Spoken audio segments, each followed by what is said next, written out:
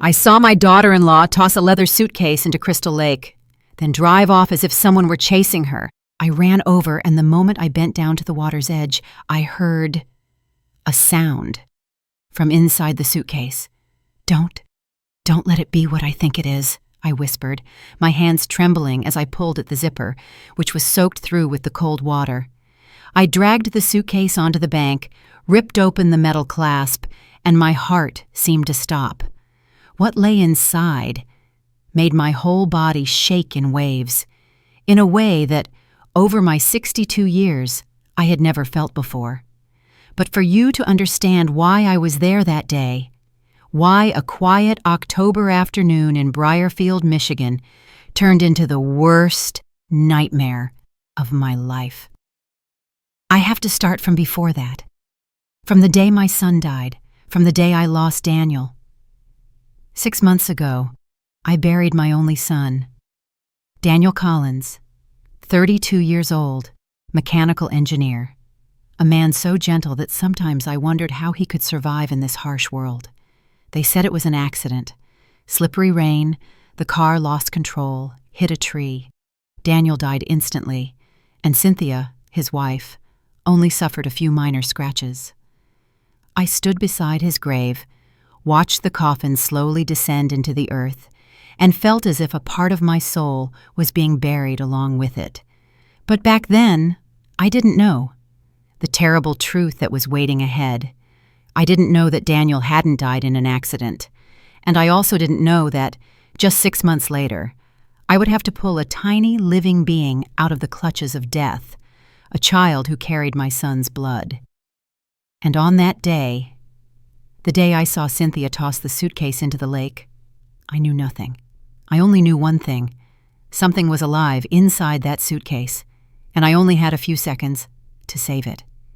If you ever thought that secrets within a family could be buried forever beneath the water's surface, wait until you hear the rest. Because sometimes what surfaces from the bottom of the lake isn't just the truth, but the very conscience of the survivors. I remember Daniel's funeral as if it happened yesterday. It wasn't raining. There were no dramatic clouds like in the movies. It was just a cold April morning, with pale sunlight filtering through the old oak trees at St. Andrew's Cemetery.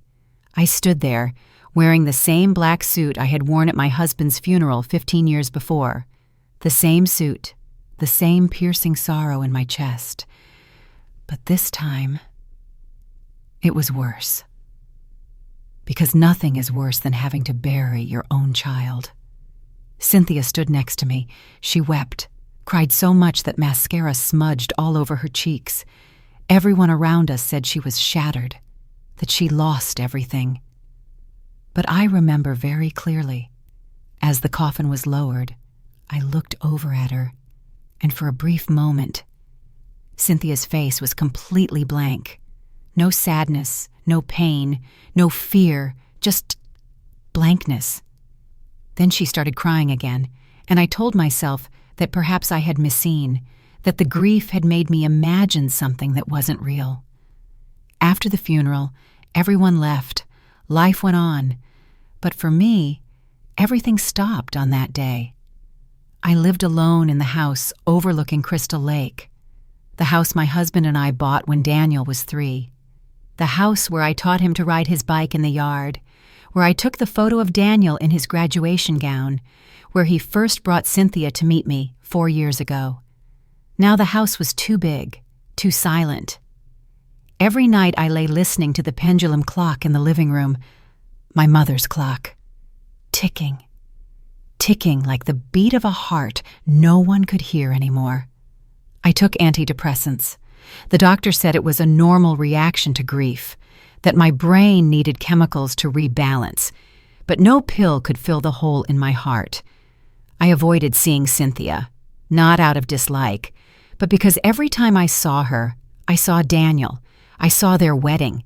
I saw the way Daniel smiled when he talked about the future. And now, that future was gone. Sometimes I still wondered, why had Cynthia never mentioned her family? Why did she always change the subject whenever Daniel talked about having children?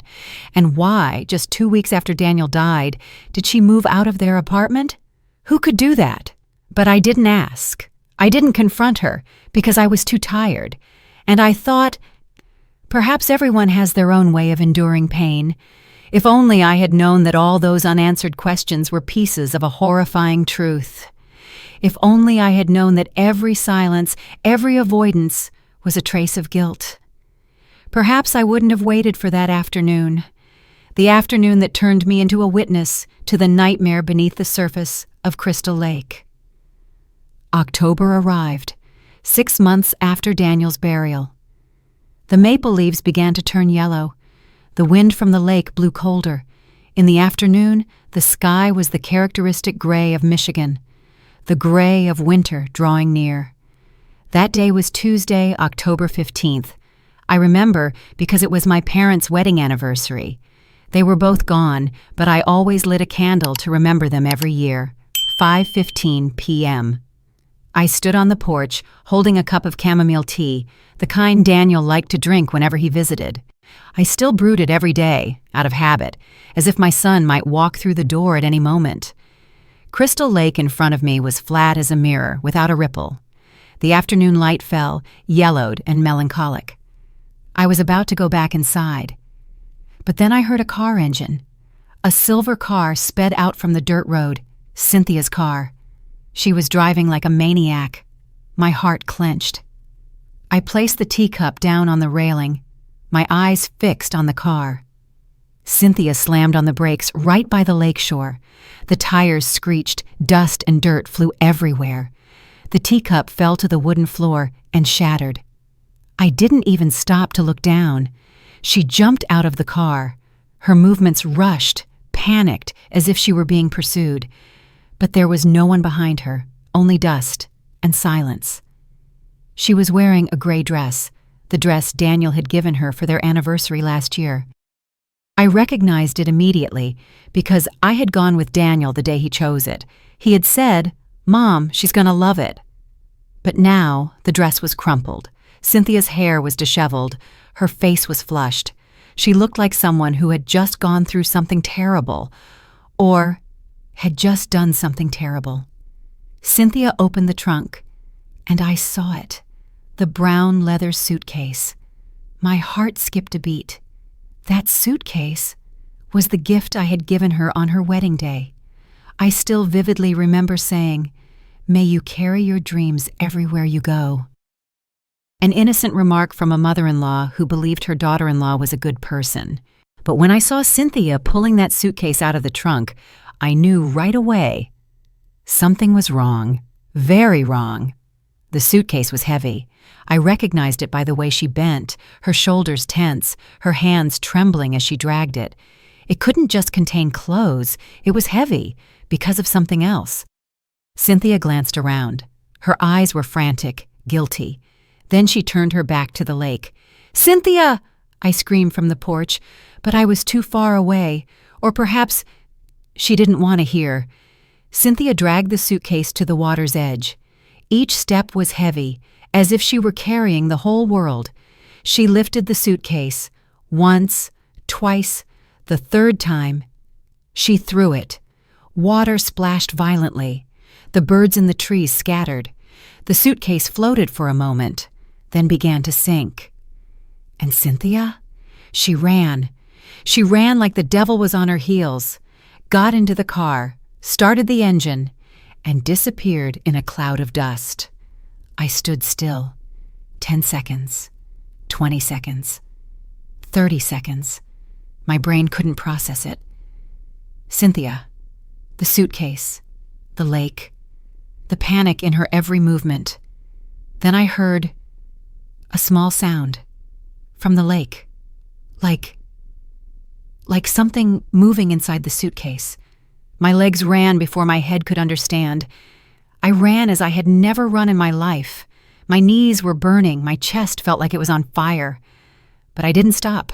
I rushed across the porch, across the yard, across the dirt road. My sandals flew off my feet, dust swirled around. The lake was about 100 meters away, maybe less, maybe more. I didn't know. I only knew. Every passing second felt like a waking nightmare. When I reached the shore, breathless, my heart pounding as if it would burst. The suitcase was still there, still sinking, but not completely submerged yet. I plunged into the water without thinking. The cold water cut into my skin. It reached my knees, then my hips. The mud at the bottom pulled at my feet. I nearly lost a sandal. I reached out, grabbed the suitcase strap, pulled. It was terrifyingly heavy, like it was filled with rocks. Or worse. No, I thought to myself, don't let it be worse. I pulled harder. Water sprayed. My hands shook. My breath came in ragged gasps. Finally, the suitcase budged. I dragged it toward the bank, little by little. And then I heard it more clearly, a faint sound, muffled, from inside. My blood ran cold. No, it can't be. I pulled faster, more desperately, dragged the suitcase onto the wet sand, collapsed on my knees next to it. My fingers fumbled for the zipper. It was stuck, wet, rusted. Open! Open up! I mumbled. Tears blurred my vision. I yanked hard at the zipper. Once. Twice. It snapped open. I opened the lid of the suitcase, and what I saw inside made the whole world around me stop. Inside the suitcase, wrapped in a soaking wet, light blue velvet blanket, was a baby.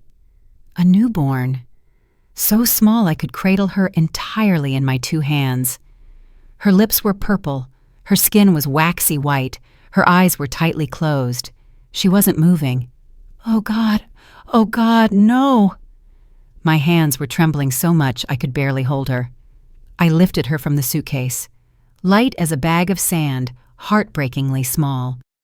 Her head fit perfectly in the palm of my hand. The umbilical cord was still attached, tied with a piece of coarse string, not a medical clamp, as if someone had done this at home, in secret, without any professional help. No, no, no, I kept repeating. I pressed my ear to her chest. Silence. Nothing. I put my cheek close to her nose. And then I felt it, a breath so faint it felt like my imagination. But no, it was real. She was breathing, very weak, but she was breathing. I scrambled up, hugging her tightly to my chest. My legs stumbled, almost falling, but I didn't care. I ran toward the house, faster than I had ever run in my life. Water dripped from my clothes, my bare feet bled from the pebbles, but I felt no pain. There was only fear, urgency, and the need to save the tiny being shivering in my arms. I burst into the house and screamed. I don't remember what I screamed. Help! Oh Lord, or just unconscious sounds. I grabbed the landline in the kitchen with one hand, still holding the baby tightly with the other. Dialed 911. My finger slipped off the keys. The phone almost dropped twice. 911, what is your emergency? A calm female voice came through. A baby, I sobbed. I found a baby. In the lake. She's unresponsive. She's cold. Her lips are blue. Please, please send help. Ma'am, please calm down for me. I need your address. I rattled off the address, the words tumbling out disjointedly. You need to lay the baby down on a flat surface. Right now, the dispatcher said. I swept everything off the kitchen counter with my arm. Plates, papers clattering and breaking, I didn't care. I laid her on the countertop. Too small, too weak, too silent. Is the baby breathing? I asked, my voice high-pitched, unrecognizable even to myself. You tell me. Look at her chest, is it moving? I leaned close, barely. A movement so subtle I had to hold my breath to see it. Yes, I think so. Very little. All right, listen carefully. The ambulance is on its way. Take a clean towel, dry her gently, and then wrap her up to keep her warm. I followed the instructions. Ran to the bathroom for a towel, drying the tiny body with clumsy, desperate movements. Every second felt like a century. I wrapped her in the clean towel, picked her up, and held her close to my chest. I rocked her instinctively, an ancient instinct I thought I had forgotten. "Hold on," I whispered. "Please hold on. They are coming.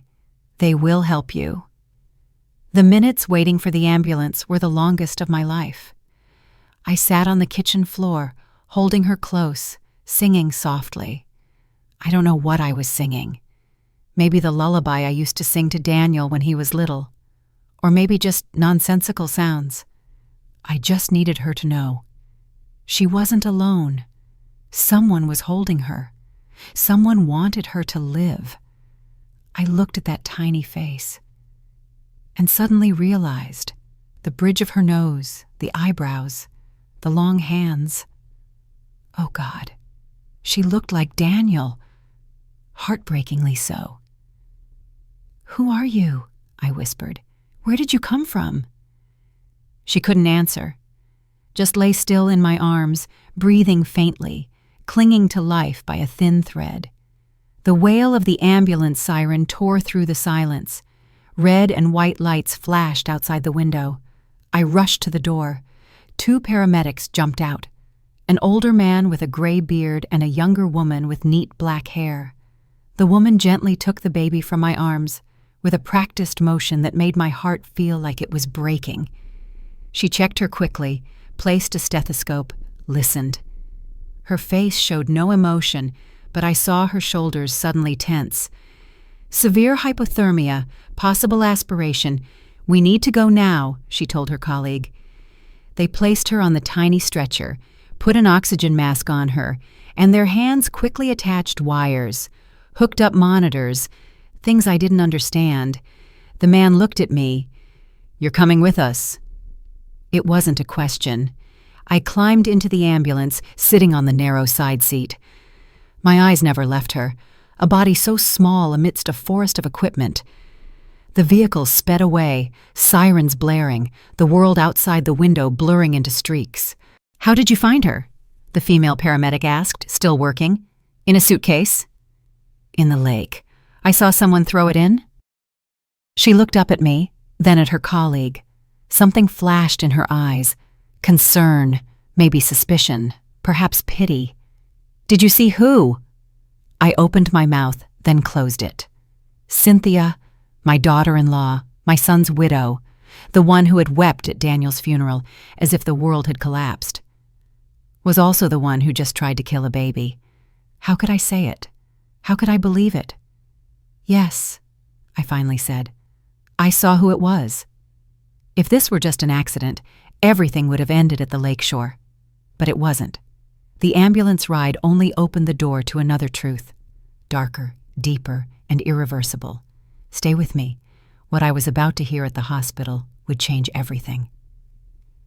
We arrived at Traverse City General Hospital less than 15 minutes later. The emergency room doors burst open. Dozens of staff in white and blue scrubs surrounded the stretcher. They fired off numbers, medical terms, rapid commands. She was pushed through the double doors. I tried to follow, but a nurse blocked me. "Ma'am, you need to stay here. The doctors are working. We need some information." She led me into the waiting room.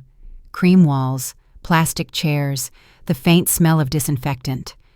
I sat down, trembling from head to toe, unsure if it was from the cold, wet clothes, or the shock, maybe both.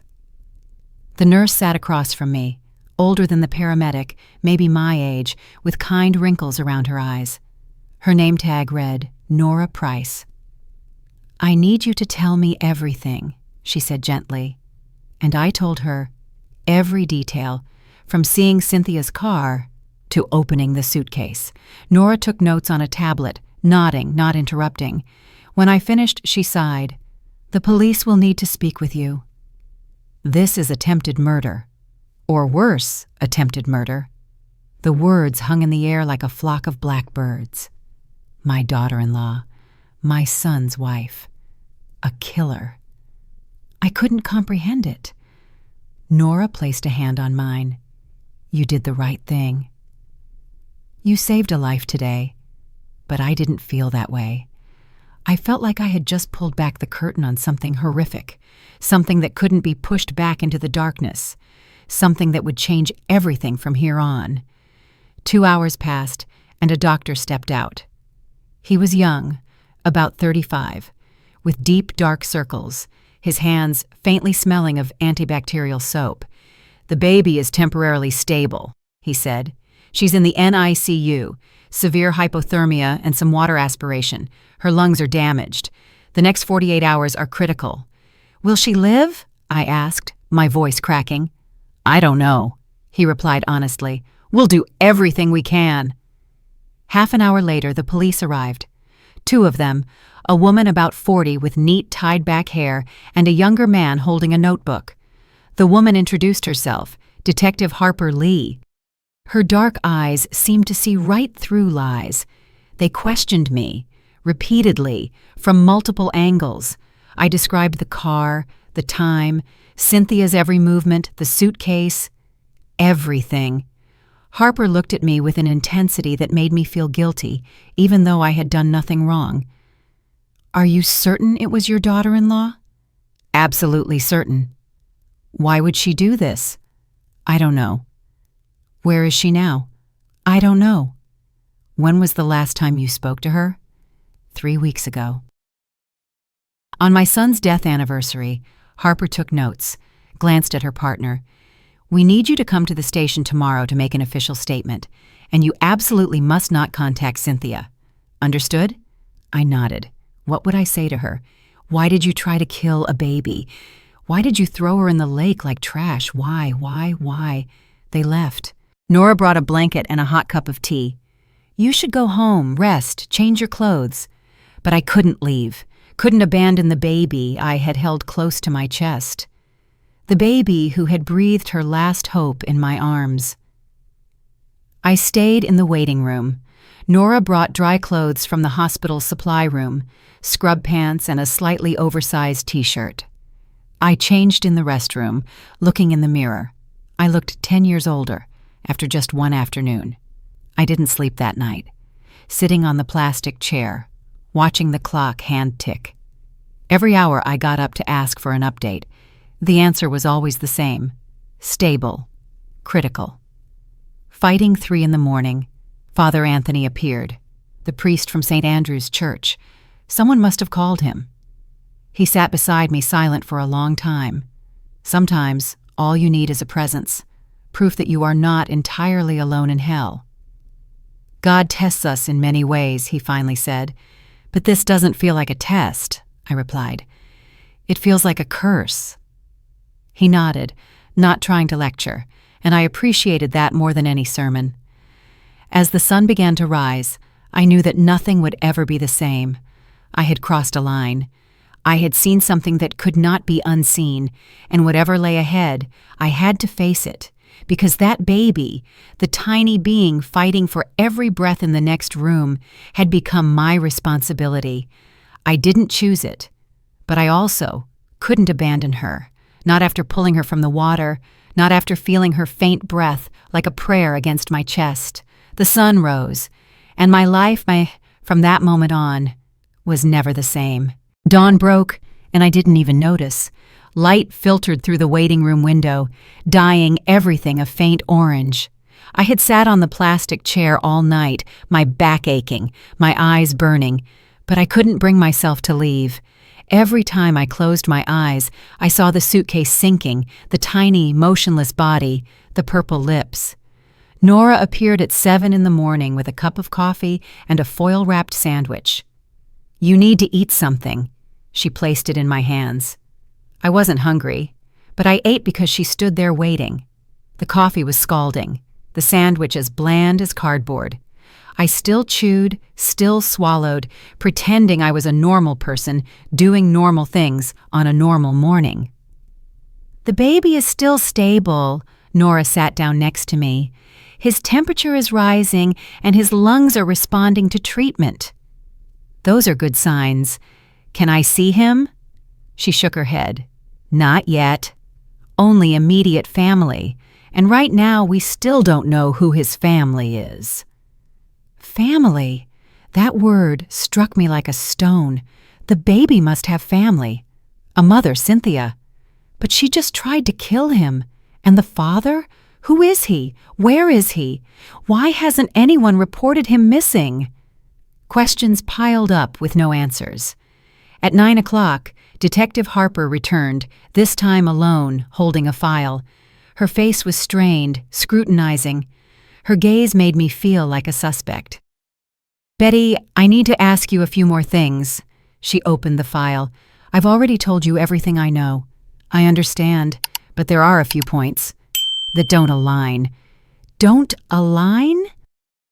The word hung between us like an accusation. My stomach tightened. How do they not align?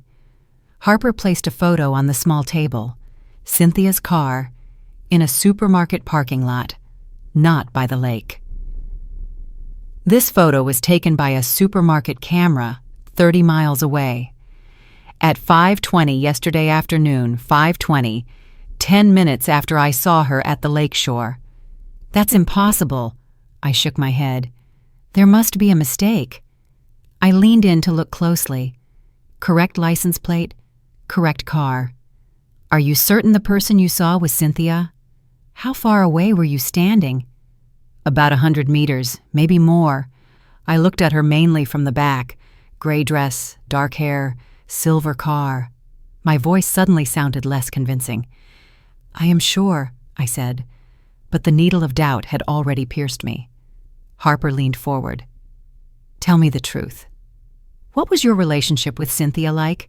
Were you harmonious?"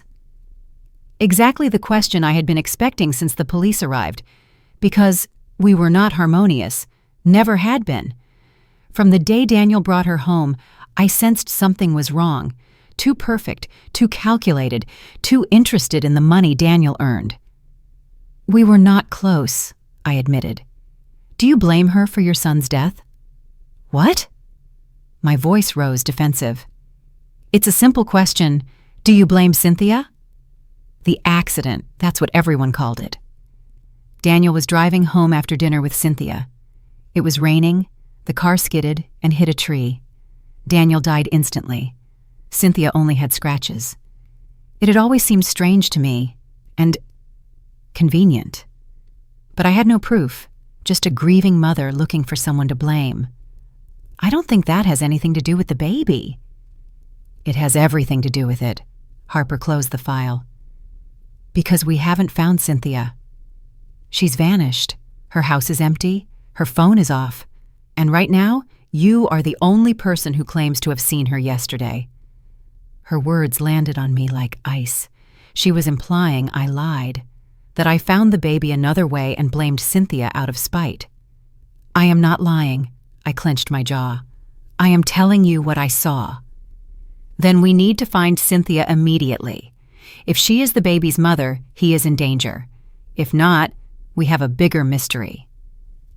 Harper stood up, handing me a business card. If you remember anything else, call me.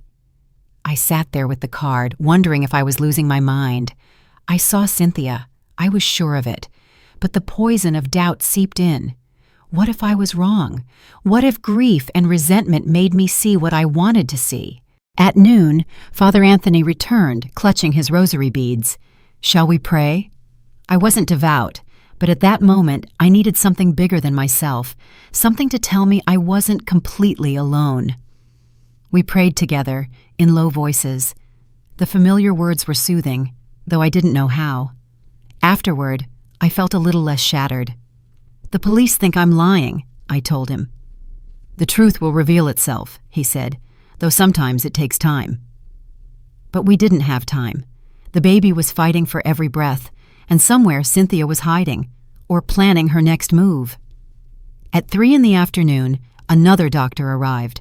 A woman, older, wearing thick glasses, with a serious expression. "We need your consent to run additional tests on the baby," she said. "I'm not family." "We know. But you are currently the only responsible party. Social services are on their way, but we need action now. Blood tests, exposure screening, trauma evaluation." I signed everything, without reading closely, as long as it saved him.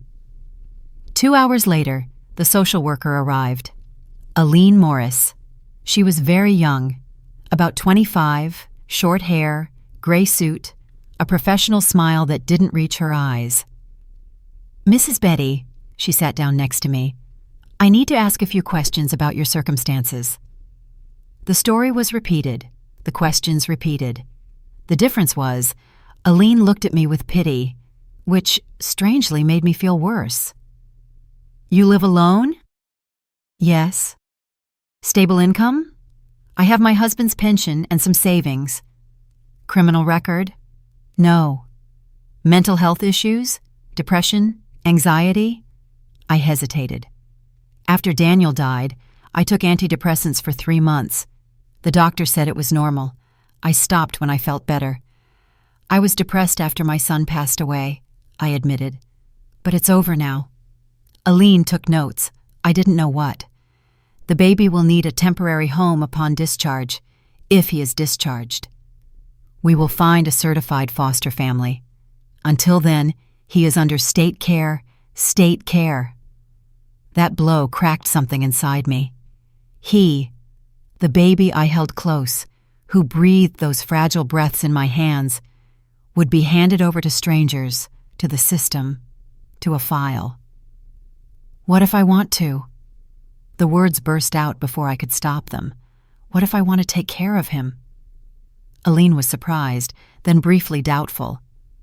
"You are 62 years old, not a certified foster parent, have no legal relationship with the child, and are currently involved in an investigation. I didn't do anything wrong. I saved him, I understand, but the system has protocols. The child's best interest comes first. Frankly, your age and recent emotional status are factors we must consider." Her words felt like a slap.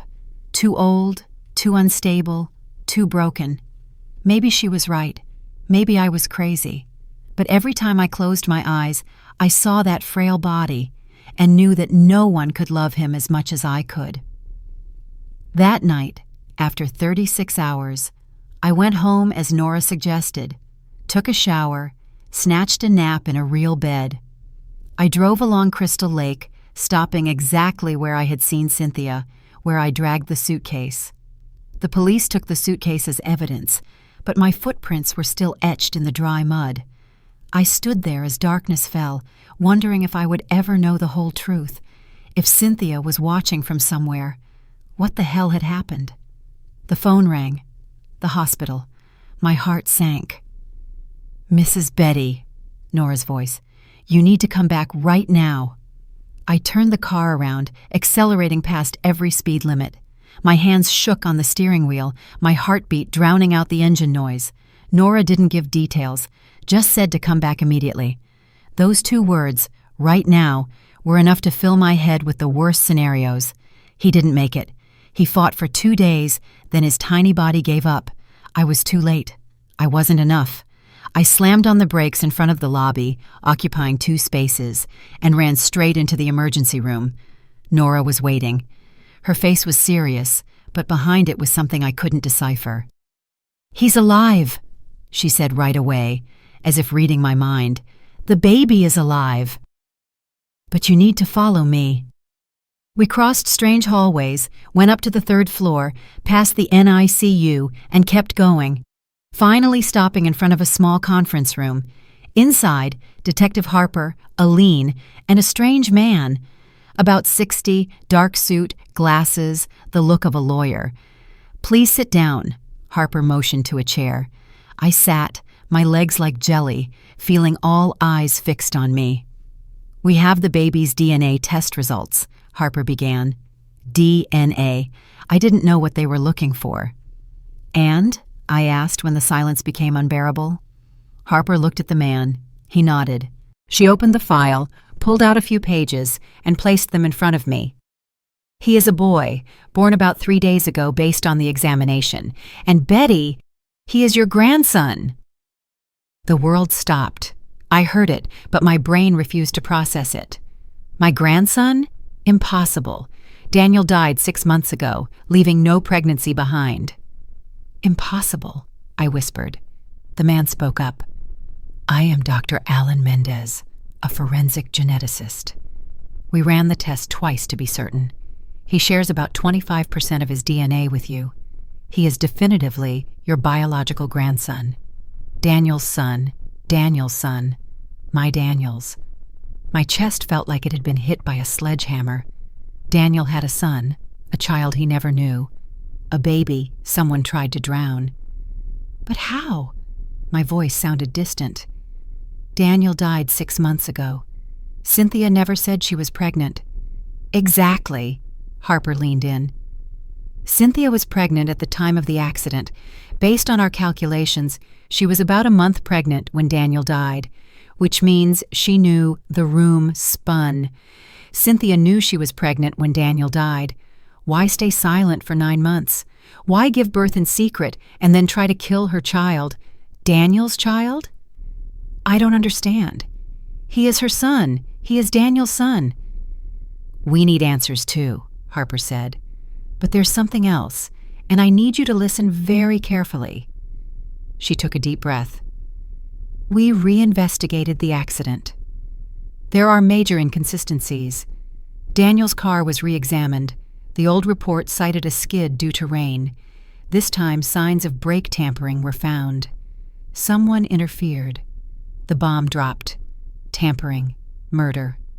My son didn't die in an accident. He was murdered. Cynthia, I choked out. It was no longer a question. She is the primary suspect, Harper admitted. But we need evidence. And we need to find her. She has vanished completely now. No phone, no accounts, like she evaporated. I jumped up, needing air. I went to the window. Outside, the city still twinkled with a million lights, the normal life of normal people, while I was trapped in a nightmare. My son, I whispered, pressing my forehead against the glass. My child.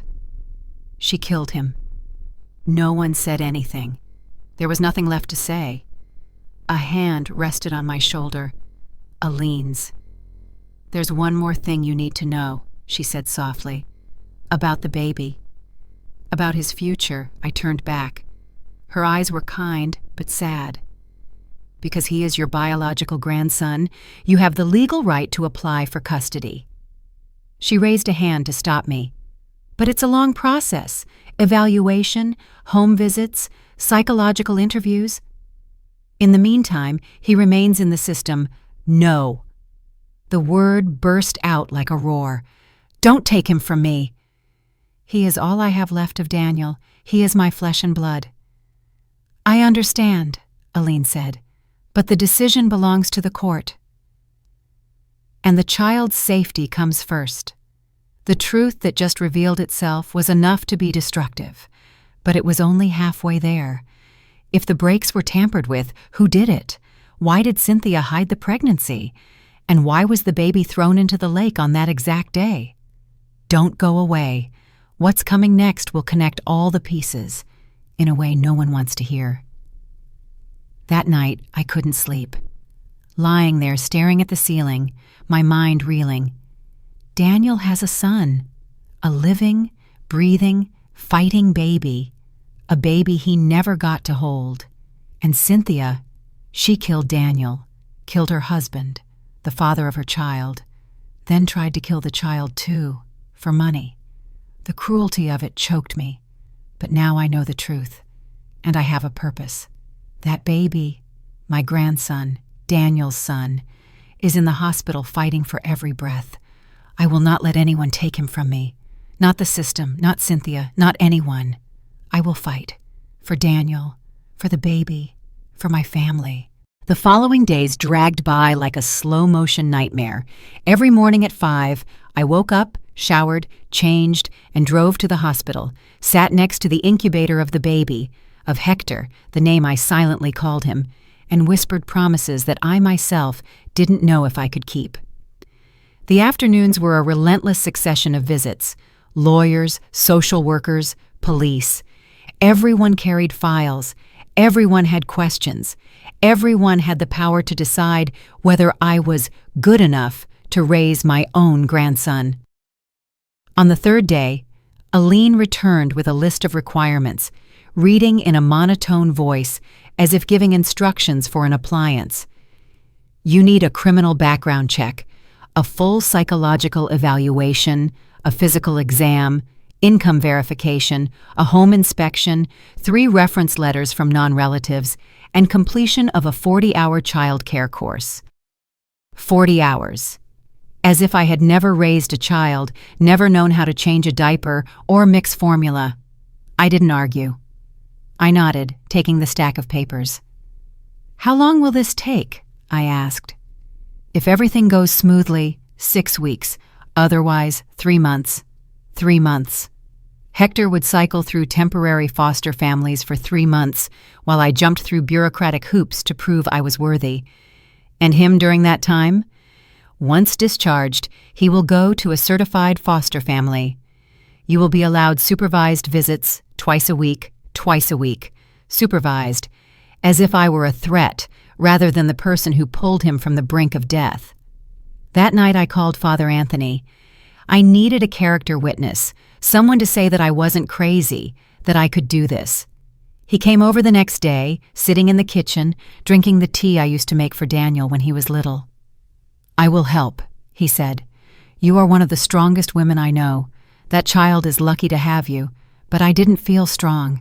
I felt old, tired, afraid. I was 62. Would I still have the strength to chase a baby 2 years from now? At 70, would I still be able to help him with homework? At 80, would I be able to attend his graduation?" "I'm too old for this," I said aloud for the first time. Father Anthony looked at me over the rim of his cup. "Sarah was 90 when Isaac was born." Age is just a number when there is love. I wanted to believe him, truly wanted to. On the 4th night, I couldn't sleep. At 2 a.m, I wandered through the silent house and stopped at Daniel's room, the room I hadn't had the courage to clean out.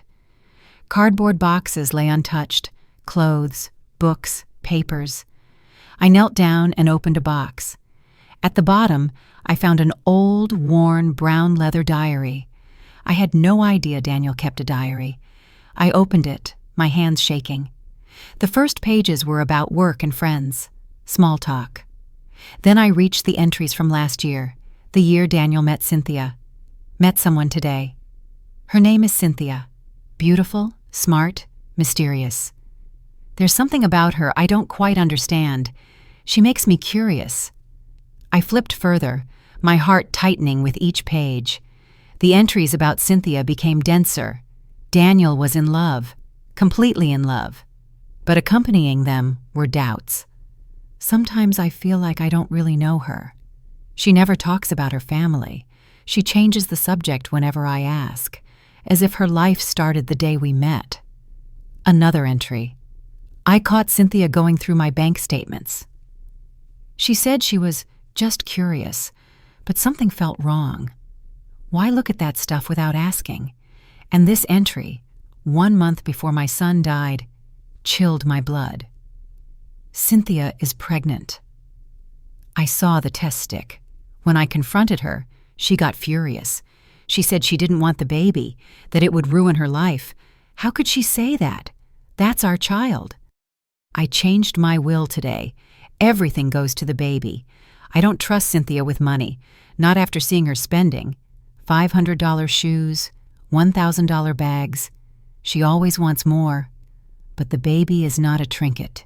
It's a life. I will protect him at all costs. My tears fell, smudging the ink. Daniel knew something was wrong. My son knew Cynthia only cared about money, and he had taken the initial steps to protect his child, steps that might have cost him his life. The final entry on the day he died. Cynthia threatened me today. She said I would regret forcing her hand about the baby. I don't know what that means, but I'm scared. Tomorrow I'm going to tell Mom, tell her everything. Maybe Mom can help me. I just know I cannot let Cynthia hurt our child. I will protect him. Always. He never got the chance to tell me. That night, he died, and I didn't know my son needed his mother so badly. "Forgive me," I whispered to the journal. "I should have seen it. Should have noticed something was wrong. I couldn't change the past. Only hold on to the future." The next day, I brought the diary to Harper. She read it straight through. her jaw clenched with every page. "This is crucial evidence," she said. "It shows premeditation. It shows motive. When we find Cynthia, this will bury her." "When will you find her?" I asked. "It's been almost 2 months. We are doing our best." But she is smart. She may have used fake papers. She may be out of the country. She could be anywhere. The diary exposed the motive and the plan. But if Cynthia had vanished, who was holding the other end of the thread? One phone call could overturn the entire board, and it was coming from the shadows. 3 days later, everything changed. I was feeding Hector. He was much stronger. The doctors called him a medical miracle. When my phone rang. Unknown number.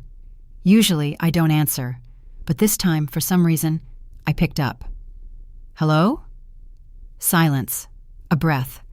Then a voice I recognized instantly. "Betty." Cynthia. My blood ran cold. I almost dropped Hector.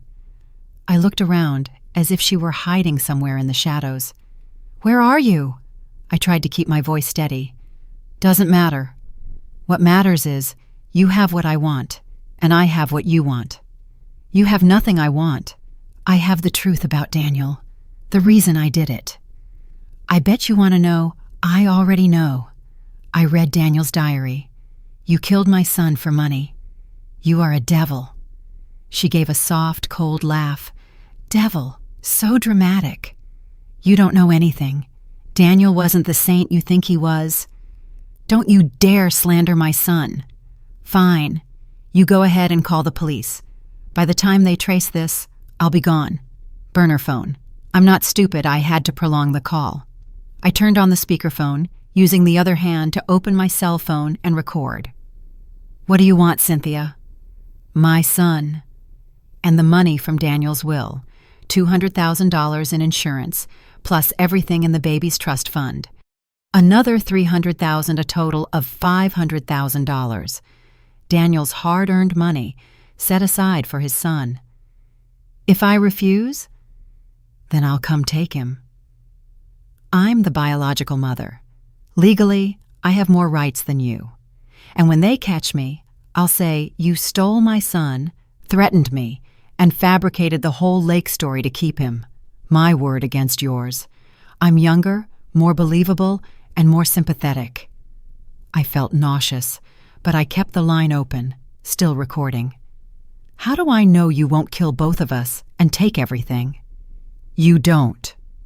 But it's your only choice. Bring the baby and the money to the old boathouse by the lake, where you and Daniel used to fish. Tomorrow midnight, alone. If I see police, I vanish. And one way or another, I will still take Hector." "Cynthia, wait!" She hung up. I stood still, Hector in one hand, the phone in the other. I had the recording, proof that Cynthia was alive and threatening me. I called Harper and sent the file.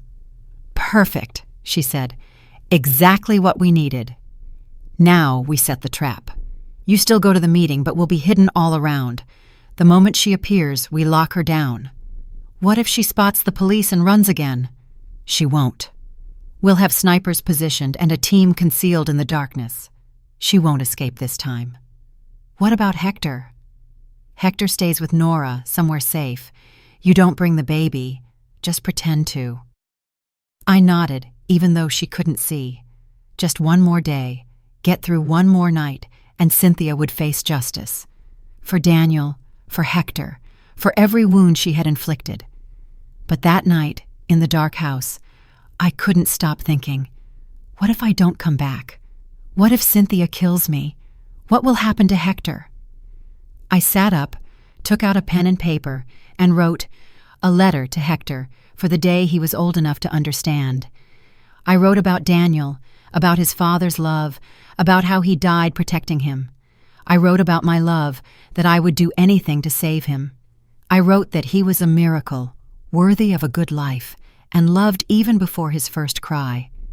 And if I didn't return tomorrow, at least he would know. The next day dragged on like a slow-motion nightmare. Every minute felt like an hour. Every hour was drawn out like a day. At 9 in the morning, Nora arrived to pick up Hector. I packed his bag as if he were leaving for a week, though secretly I hoped to hold him again in just a few hours. Diapers, formula, spare clothes, his favorite blanket. My hands trembled, placing each item into the bag. "He'll be perfectly fine with me," Nora held Hector, her voice firm. "I have your number, and the police have my address. No one can touch him. I promise." I kissed his forehead. His skin was soft and smelled of baby lotion, the scent of hope. "I love you," I whispered. "I'll be back soon." Watching Nora's car turn off the street, I felt a part of my soul being torn away. But it was necessary. Hector had to be far away, safe, in case everything went wrong. At 2 in the afternoon, Harper arrived with 3 other officers, 2 men, 1 woman, all in plain clothes, all armed. My living room was transformed into a field command center, laptops, walkie-talkies, maps of the area around the boathouse. "Let's review the plan again." Harper spread the map on the dining table. "The boathouse is here, abandoned for 5 years. 3 entry points: main door, side door, back door. We have teams surrounding all 3. She marked red dots. Snipers are positioned on the 2 adjacent rooftops, with sight lines through the broken windows. The tactical team is hidden in the back, ready to storm in the moment we confirm a visual on Cynthia." "What do I need to do?" I asked. I sounded calm, while my heart pounded like a war drum. "You go inside, talk to her, keep her talking. We need her confession. Killing Daniel, attempting to murder Hector. You will be wearing a mic. We are recording everything." A tall officer in his 30s handed me a device the size of a shirt button. "Attach it just under your collar. It transmits live. There's an emergency button. Press it 3 times consecutively, and we storm in immediately, no matter what." He demonstrated. I practiced pressing it. 3 quick, smooth clicks. My entire life now depended on that simple movement. "If she asks about the baby, you tell her he's in the car. You want to talk first. You want to understand why she did it. Play to her ego. People like Cynthia always love to boast." We spent several hours going over every scenario. If Cynthia had a gun, if she wasn't alone, if there was any sign of irregularity. My head was thick with information. At 8 in the evening, they forced me to eat a bland ham sandwich. I swallowed it anyway. I needed energy. I needed to be alert. At 10 at night, they attached the mic, testing the audio repeatedly. Normal speech, counting to 10, shouting, whispering, ensuring everything was working flawlessly. "Remember this." Harper looked me straight in the eye, her voice sharp but warm. "You are not alone." "I hear every word. The team is right there. If there is any real danger, we will break in. I won't let anything happen to you." I nodded. I wanted to believe her, but the fear still coiled in my stomach like a cold snake. 11:15, we set off. I drove my car, Harper in the passenger seat, hunched down to avoid being seen. The teams were already in position. She spoke quickly into the radio. "Snipers are secured. Back team ready. Perimeter locked down." 11:40, we reached the boathouse. Old, dilapidated, broken windows, walls mottled with graffiti. When Daniel was little, we used to fish at the pier behind this boathouse. A time of peace, a time of happiness. Harper separated from the car, blending into the hidden shadows. I was left alone. I looked at the clock. 11:55. 5 minutes. I closed my eyes, thinking of Daniel, his smile, his gentle voice calling Mom, thinking of Hector, of the future he deserved, a life without fear, without threat, without darkness. Exactly at midnight, my phone buzzed, a text from an unknown number. "Get inside." Alone. Now I opened the car door. The cold night air made my breath visible. Walking towards the main door of the boathouse, every step of my shoe echoed in the silence. The door was ajar. I pushed it gently. The hinges screamed, the sound echoing hollowly. Inside was almost pitch black, Only a thin strip of moonlight fell through a broken pane of glass, casting distorted shadows onto the cement floor. "Cynthia!" I called out. My voice was small, mixed with fear. "Close the door." Her voice echoed from the darkness. It was her, utterly cold. I closed the door, my eyes adjusting to the dark, and I saw her. Standing in the middle of the boathouse, black jeans, dark hoodie, thinner, with short dyed blonde hair, but unmistakably Cynthia. "You came," she gave a small, almost surprised laugh. "You said you wanted to talk," I replied. "I said I need my son and the money." "Where are they?" "I want answers first. I want to know why," she laughed, a mix of bitterness and arrogance. "For money, Betty. It's always been for money. Daniel loved you. He gave you everything. Daniel was just a foolish romantic. He talked about love, family, the future. I wanted freedom, travel, life, not being tied down by a house and crying children. Then why marry him? Because he was an engineer, good income, had savings, had life insurance, an investment. The plan was 5 years, then divorce, take half. But I got pregnant. The plan failed. Her words were like acid dripping. "You told him you didn't want the baby." "Of course." Then he went crazy, changed his will, everything to the baby. I had to adapt. If Daniel died while I was pregnant, I'd get the insurance. The rest, the baby would inherit. So the simple solution, kill Daniel, give birth, then kill the baby, and I keep everything. She confessed, every word, every piece of the puzzle. At the other end, I knew the officers were hearing and recording every detail. "You hired Carlos to cut the brake lines. $2,000.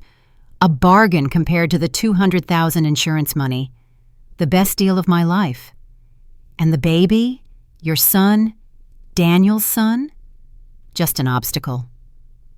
I gave birth alone in a cabin I rented with cash. No one knew. Wore baggy clothes, avoided crowds. When it was done, I intended to dump him somewhere. Then I remembered your family's sacred lake.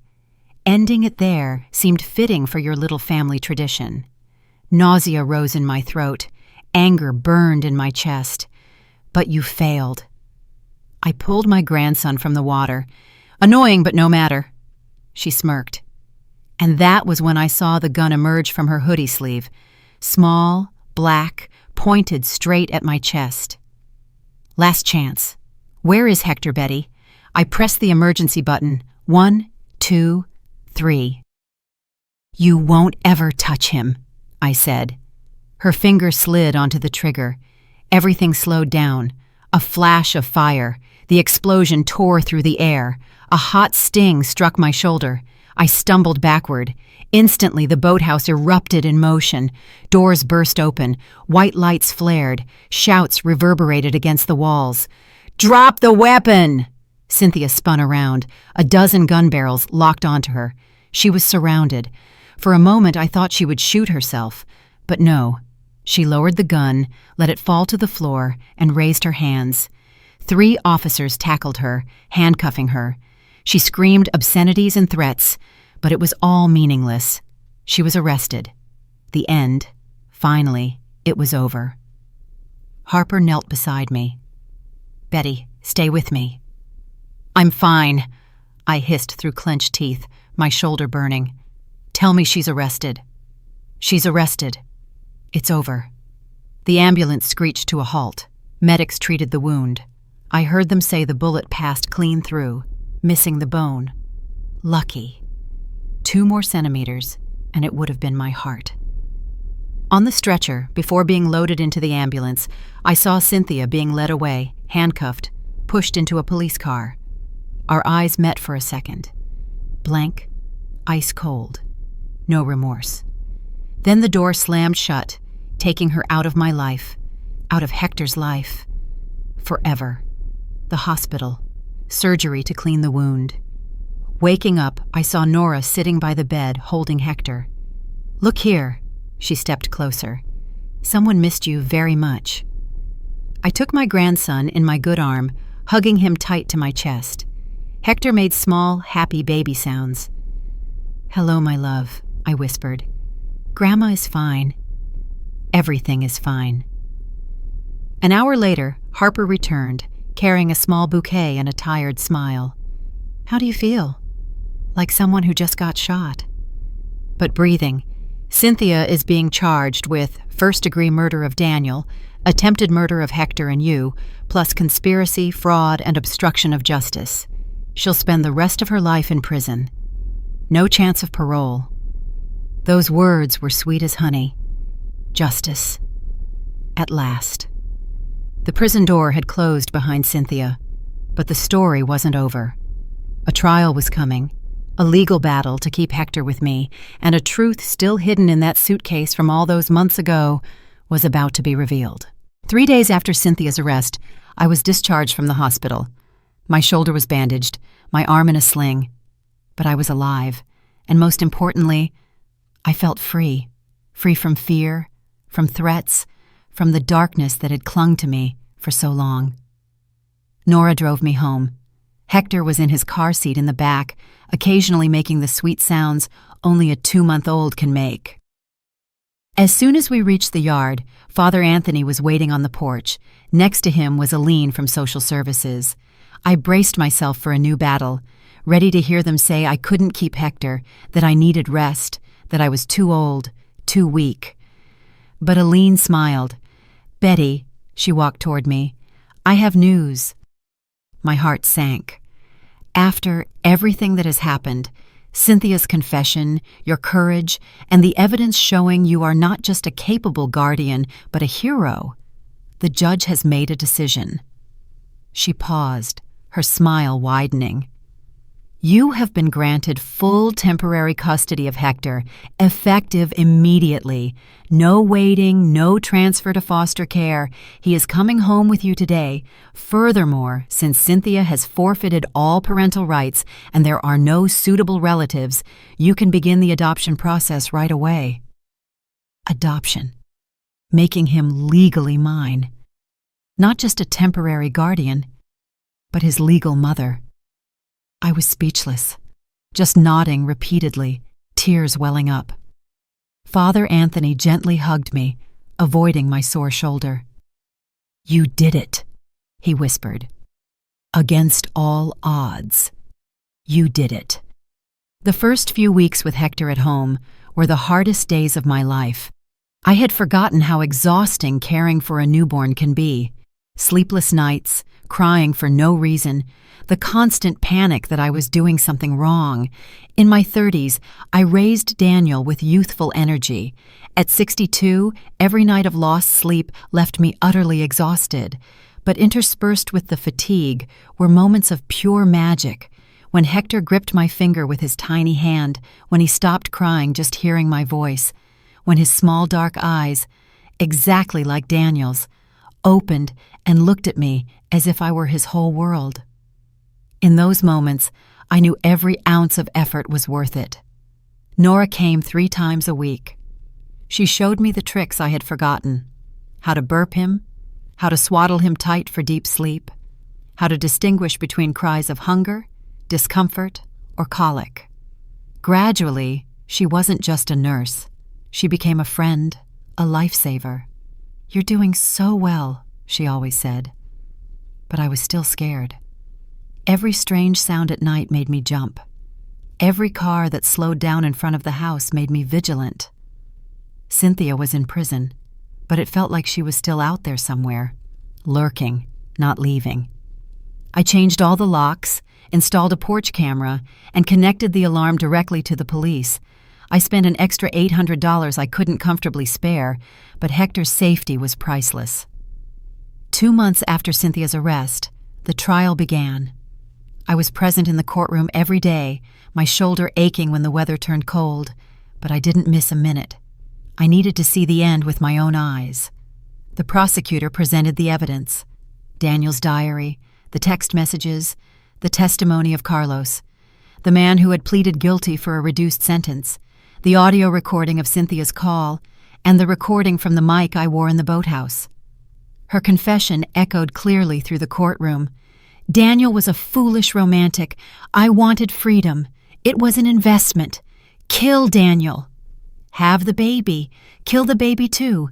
Keep everything. The jury sat rigid with horror at the atrocity. The defense lawyer desperately argued that she was coerced, that I had framed the questions. But the jury had seen the entire video.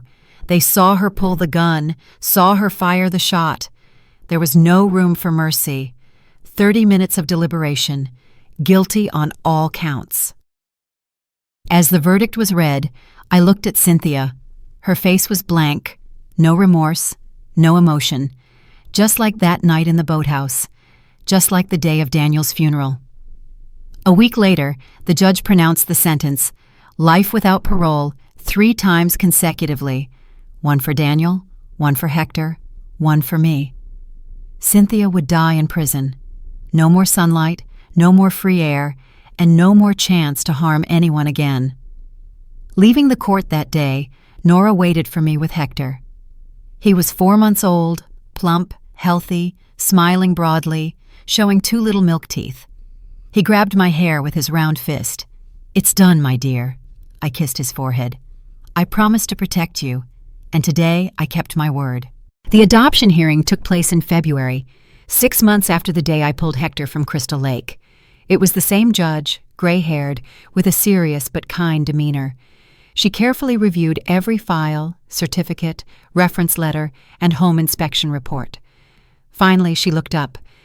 "Mrs. Betty," she said, her voice calm, "this is an unusual file, a 62-year-old woman petitioning to adopt an infant. But it is also unusual for a grandmother to rescue her grandson from drowning and face a killer to protect her family." She paused, then continued, "I have spoken with the hospital, social services, and references. All confirm your dedication, love, and capacity. This child was lucky to have you that day. I have also read the criminal file and understand that his biological mother killed his father and attempted to kill him. This child needs stability and love." A long, seemingly endless silence followed. "Therefore, I grant Betty Collins full adoption rights for a probationary period of 6 months with monthly visits and progress evaluations. After 6 months, the court will review to make it permanent." The gavel struck. "Congratulations, ma'am." I wept right there. Tears of relief, gratitude, for everything. Aline hugged me and whispered, "You did it. You can take him home." 3 days later, 6 weeks since that afternoon by the lake, I carried Hector back to the house overlooking Crystal Lake. Nora helped me secure him in his car seat, giving final instructions on head support, feeding, and signs to watch for. "You'll be fine," she said. "I'm just a call away." I drove 20 miles an hour, fearing every pothole, every car that got too close. But then we were safely home. I carried Hector into Daniel's room, now painted a soft yellow, with a new crib, a changing table, a gently turning mobile. Placing him down, he looked so small in that space, heartbreakingly vulnerable. But he was breathing, alive, safe, at least for now. In the following months, we slowly found our rhythm. Hector grew, got healthier, laughed louder. By 11 months, he was trying to walk, staggering movements that made my heart skip a beat. His first word, exactly at 12 months, was gamma. I cried when I heard him say it. I told Hector about Daniel every day. I showed him pictures, told him stories. "Your father was a good, brave man. He loved you even before he met you. He died protecting you." "Hero father," Hector babbled. "Yes, my love. And you will grow up kind, brave, and loving, just like him." About Cynthia, I said nothing. That story would come when he was old enough to understand. For now, what he needed to know was that he was loved, wanted, and had people who fought for him. For Hector's 5th birthday, we had a party in the backyard. Neighborhood kids gathered, balloons, cake, gifts. Hector ran like the wind amidst the laughter, radiant, a stark contrast to the small, blue, motionless baby I pulled from the water all those years ago. Nora sat next to me on the porch, asking, "What are you thinking about?" "About that day," I replied truthfully. If I had been 5 minutes late, if I hadn't looked out the window at the right time, everything would be different. Nora gently shook her head. But you weren't. You found him. You saved him. It was your destiny. Or Daniel's, I said. Sometimes I think my son guided my eyes to the lake that day. That somehow he trusted me to protect his son. Nora smiled. Maybe. Or maybe you are just an extraordinary woman who never gave up. That night, after the guests left, and Hector was fast asleep from exhaustion, I sat alone in the living room. On the wall were 2 photo strips, Daniel from infancy to his wedding day, and Hector from the incubator to his first day of school. 2 generations linked by love, separated by tragedy, then reunited by the will to survive. "We did it, Daniel," I whispered to the photo. "Your son is safe, happy, growing up strong and kind, just as you wished." The photo, of course, couldn't answer, but I felt a gentle warmth spread out, as if he was very near, proud, grateful, and at peace. Perhaps, if it were you, you might have given up. You might think you were too old, too tired, too broken. Or perhaps you would have done exactly as I did, because love always makes us stronger than we think. It forces us to fight when we feel desperate, forces us to find hope in the deepest darkness.